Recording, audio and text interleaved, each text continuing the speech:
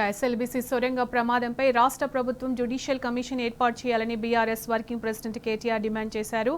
ఒకవైపు సహాయక చర్యలను మరింత వేగవంతంగా కొనసాగిస్తూనే జరిగిన ప్రమాదంపై అందుకు బాధ్యులపై విచారణ చేపట్టాలన్నారు. దీనికి సంబంధించిన పూర్తి సమాచారం మా ప్రతినిధి శేఖరాచారి అందిస్తారు. శేఖరాచారి,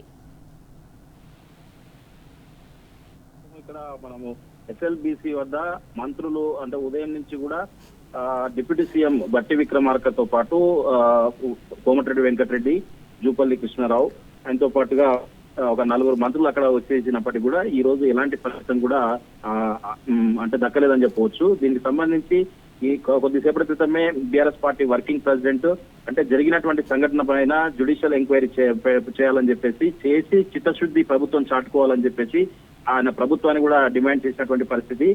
మొత్తంగా చూసినట్టయితే ఇక్కడ సహాయ చర్యలు అంటే జరుగుతున్నట్టు కనిపిస్తున్నా గానీ ఫలితం మాత్రం శూన్యంగా ఉంది. అయితే చివరికి వాళ్ళు ఉదయం నుంచి కూడా మంత్రులు ఇక్కడ వెయిట్ చేసి చివరిగా ఇక్కడ ప్రెస్ మీట్ లో అంటే మీడియా సమావేశంలో చెప్పినట్టు ఏంటంటే ఈ సహాయక చర్యలు సాగుతూనే ఉంటాయి, 4 రోజుల తర్వాత రిజల్ట్ వచ్చే అవకాశం ఉందని చెప్పకనే చెప్పినట్టుగా మనకు ఇప్పుడు ప్రాథమికంగా సమాచారం ఉంది. ఉత్తమ్ కుమార్ రెడ్డి ఇరిగేషన్ మంత్రి చెప్పినటువంటి పరిస్థితి ఇక్కడ కనిపిస్తా ఉంది. ఏదేమైనప్పటికీ ఇప్పటికే 4 రోజులు అయింది, ఇంకొక 4 రోజులు అంటున్నారు. అంటే 8 రోజుల వరకు అక్కడ లోపల అంటే చిక్కుకున్న వాళ్ళ పరిస్థితి ఏంటి, వాళ్ళు అంటే వాళ్ళ సహాయక చర్యలు ఏ విధంగా అందుతున్నాయి, వాళ్ళ లోపల ఆక్సిజన్ ఉందా లేదా, వాళ్ళకు అక్కడ వెలుతురు ఉందా లేదా, తర్వాత వాళ్ళ కుటుంబాల దయనీయమైన పరిస్థితిలో ఉన్నారు. ఇప్పుడిప్పుడే వాళ్ళ కుటుంబాలు కూడా ఇక్కడికి సంఘటనా స్థలానికి చేరుకుంటున్నారు. జార్ఖండ్ నుంచి మరి ఉదయం నుంచి కూడా కొంతమంది వచ్చారు. అక్కడ జార్ఖండ్ సంబంధించినటువంటి ఒక ప్రతినిధి కూడా వచ్చారు. అసలు వాళ్ళు రిక్వెస్ట్ చేస్తా ఉన్నారు, మా వాళ్ళను చూపించండి, మా వాళ్ళని తొందరగా తీయండి, ఏం జరిగింది అని చెప్పేసి వాళ్ళు చేరుకునే లోపలికి వాళ్ళకి ఇక్కడికి వచ్చే లోపలికి 4 రోజులు అయింది. మరొక 4 రోజులు ఇంకా టైం పట్టే అవకాశం ఉందని చెప్పేసి ప్రభుత్వము ఒక మీడియా సమావేశంలో 4 రోజులు పట్టేటట్టు ఉందని ఆల్రెడీ క్లూ ఇస్తున్నారంటే ప్రస్తుత సిచ్యుయేషన్ ఏంటి? ఆఫ్టర్ 4 days ఎలా ఉండే పరిస్థితులు ఉన్నాయి? ప్రస్తుతం 4 రోజులు అంటే ఎలా ఊహించుకోవాలి ఆ సంఘటనకు సంబంధించి? మనకు అక్కడ చూస్తున్నటువంటి పరిస్థితులు అయితే ఇప్పుడు ఎఫ్డిఆర్ఎఫ్ తర్వాత ఏవైతే లోపలికి రెస్క్యూ చేయడానికి వెళ్ళి వచ్చాయో లోపలి ఉన్నటువంటి ఆ మట్టి తర్వాత అంతా తీస్తేనే ఆ మిషనరీ సంబంధించినటువంటి శిథిలాలు తొలగిస్తేనే లోపల ఎట్లా ఉంది, ఏం పరిస్థితులు ఉన్నాయని చెప్పేసి తెలుస్తుంది. అంతవరకు మేము కూడా ఏం చెప్పలేమని చెప్పేసి కూడా వాళ్ళు లోపలికి వెళ్ళొచ్చిన వాళ్ళు చెప్తా ఉన్నారు. దానికి ఇప్పటికే టెక్నాలజీ ఉపయోగించామని చెప్తున్నప్పటికీ కూడా ఎలాంటి టెక్నాలజీ ఉపయోగించినా ఏం ఫలితం అయితే మనకు ఇప్పటి వరకు అయితే కనిపించట్లేదు. ఇక్కడ 4 రోజుల నుంచి ప్రతి ఒక్కరు అంటే అధికార యంత్రాంగంతో పాటు మీడియా ప్రతి ఒక్కరు కూడా ఇక్కడ పడిగాపులు కాస్తున్నప్పటికీ తర్వాత ఏదో ఫలితం వస్తుందని క్షణక్షణం టెన్షన్ గా ఉంది.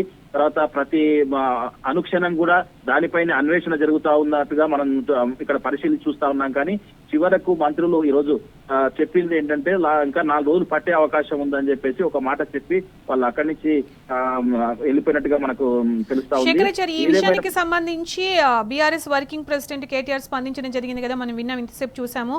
సహాయక చర్యలను మరింత వేగవంతం చేస్తూనే ఎస్ఎల్బీసీ ప్రమాదానికి సంబంధించి జ్యుడిషియల్ కమిషన్ కూడా ఏర్పాటు చేయాలని డిమాండ్ చేయడం జరిగింది.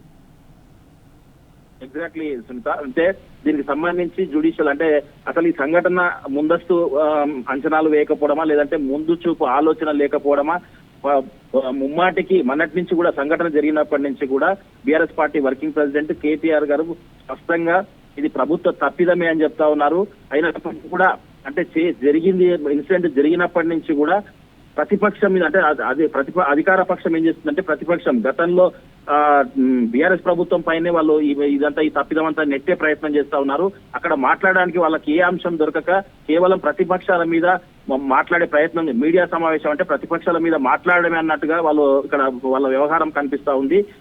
ఇప్పుడు అయితే బీఆర్ఎస్ పార్టీ వర్కింగ్ ప్రెసిడెంట్ ఖచ్చితంగా జ్యుడిషియల్ ఎంక్వైరీ దానిపైన వేయాలి, సిట్టింగ్ జడ్జి చేత న్యాయ విచారణ జరపాలి, అసలు సంఘటనకి ఎవరు బాధ్యులు ఏమైందని పూర్తి స్థాయిలో విచారణ జరపాలని చెప్పేసి కూడా ఆయన డిమాండ్ చేసినటువంటి పరిస్థితి కనిపించింది.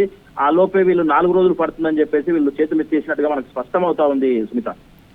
అలాగే శేఖరాచారి ఇంకో మాట కూడా అన్నారు కేటీఆర్ గారు, కాంగ్రెస్ ప్రభుత్వం అధికారంలోకి వచ్చిన తర్వాత రాష్ట్రంలోని ప్రాజెక్టులో వరుసగా ప్రమాదాలు జరుగుతున్నాయని కూడా చెప్పడం జరిగింది. అయితే దీంతో పాటు సుంకిశాల అంటే ఎస్ఎల్బీసీతో పాటు సుంకిశాల మరికొన్ని కూడా అంటే వరుసగా జరుగుతా ఉన్నాయి. అసలు నిజంగా కూడా చెప్పాలంటే వాళ్ళు ప్రాజెక్టులు లేక ఇది ఒకటి ఎస్ఎల్బీసీ స్టార్ట్ చేసిన ఒక కొద్ది రోజుల లోపలనే ఈ ఇన్సిడెంట్ జరిగింది. అంటే గతంలో అక్కడ ఏదైతే వాటర్ వస్తుందని చెప్పేసి పని ఎక్కడైతే ఆపారో అక్కడ నుంచే మళ్ళీ పని స్టార్ట్ చేశారు. అక్కడ అంటే వాటర్ రాకుండా చూసుకోవాల్సిన బాధ్యత ఉండిండే, లేదంటే అక్కడ చాలా జాగ్రత్తలు పాటించాల్సి ఉంటుండే, వాళ్ళకి కావాల్సినటువంటి దిశానిర్దేశం చేసి వాళ్ళకి చాలా ఇన్స్ట్రక్షన్స్ ఇవ్వాల్సినటువంటి అవసరం ఉండే. ఆ కంపెనీ ఎంతసేపు అయినా కానీ ఆ కంపెనీ చాలా గొప్ప కంపెనీ అవి అని చెప్పేసి ఇవే చెప్తున్నారు తప్ప అసలు ముందు జాగ్రత్తలు ఎందుకు తీసుకోలేదు, అసలు ఈ ఇన్సిడెంట్ జరగడం వల్ల ఎవరు బాధ్యులు అని చెప్పేసి వాళ్ళ పైన ఎలాంటి చర్యలు లేవు.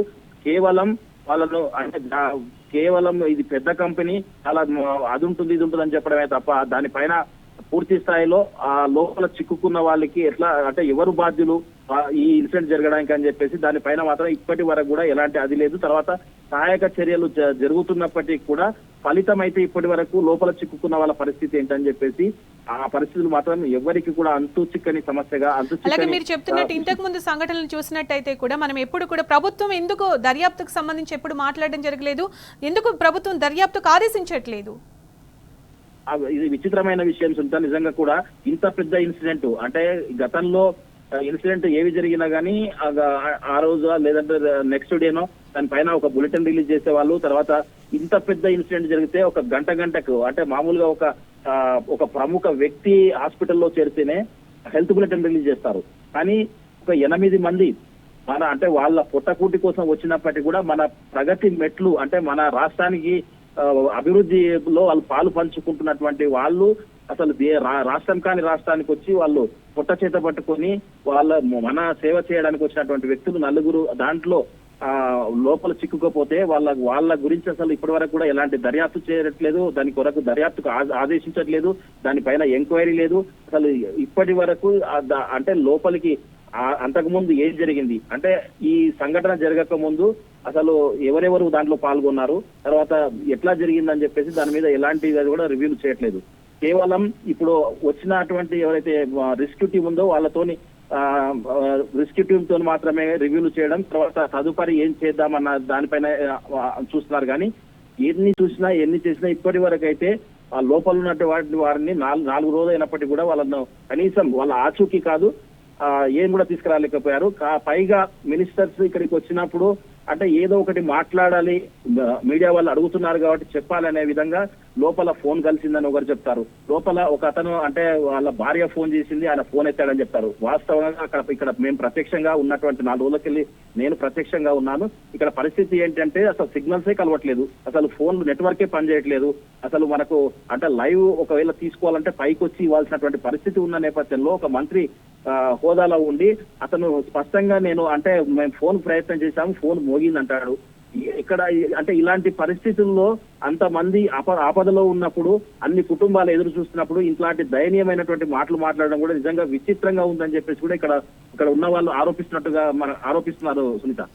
శేఖరాచారి, మీరు ఇప్పుడు ఒక మాట చెప్పారు, అంటే దాదాపు 4 రోజులు కావస్తున్నప్పటికీ కూడా వాళ్ళకి సంబంధించిన ఎలాంటి ఆచూకీ లభ్యం అవ్వలేదు. అలాగే అక్కడికి వచ్చిన మినిస్టర్స్ ఇంకో మాట అంటున్నారు, అదేంటంటే ఇంకా 4 రోజులు పట్టే పరిస్థితి ఉంది అని. సో ఈ నేపథ్యంలో అక్కడున్న వాళ్ళ ఫ్యామిలీ మెంబర్స్ అయి ఉండొచ్చు, వేరే వాళ్ళు అయి ఉండొచ్చు, ఎవరైతే బాధ్యులు ఉన్నారో లోపల చిక్కుకున్న వాళ్ళు ఉన్నారో వాళ్ళకి సంబంధించిన వాళ్ళు ఏమంటున్నారు, ఇంకా 4 రోజులు కనుక అయితే సిచ్యుయేషన్ ఏంటి? అంటే ఇప్పుడిప్పుడే మంత్రి ఆ మాట చెప్పినట్టుగా మనకు తెలుస్తా ఉంది.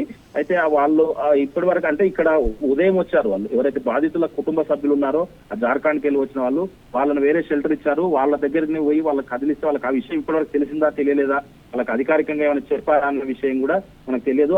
దానిపైన పూర్తిగా వాళ్ళ దగ్గరికి కలిసిన తర్వాత వాళ్ళకి ఆ విషయం తెలియకపోతే మీడియా ద్వారా తెలుస్తుంది, ఖచ్చితంగా సామాజిక మాధ్యమాలు తెలుస్తుంది, వాళ్ళ స్పందన ఎట్లా ఉంటుంది అనేది. వాళ్ళు ఇప్పటికే ఇన్ని రోజులైంది ఇంకా ఏం చేస్తున్నారు అన్నట్టుగా ఉదయాన్నే వాళ్ళు ప్రశ్నించడం జరిగింది. వాళ్ళు బాధతో రిక్వెస్ట్ చేయడం జరిగింది, ప్రభుత్వాన్ని అడుక్కుంటున్నాం, మాకు తొందర మా వాళ్ళను తీసుకొచ్చి ఇవ్వండి అని చెప్పేసి కూడా వేడుకుంటున్నటువంటి పరిస్థితి కనిపిస్తా ఉంది. ఈ విషయం తెలిస్తే వాళ్ళు మరి ఎంత ఇబ్బంది పడతారు, తర్వాత ఎంత బాధపడతారు అనే విషయం మనం కొద్దిసేపట్లో తెలిసే అవకాశం ఉంది. Right Shekharachari, thank you.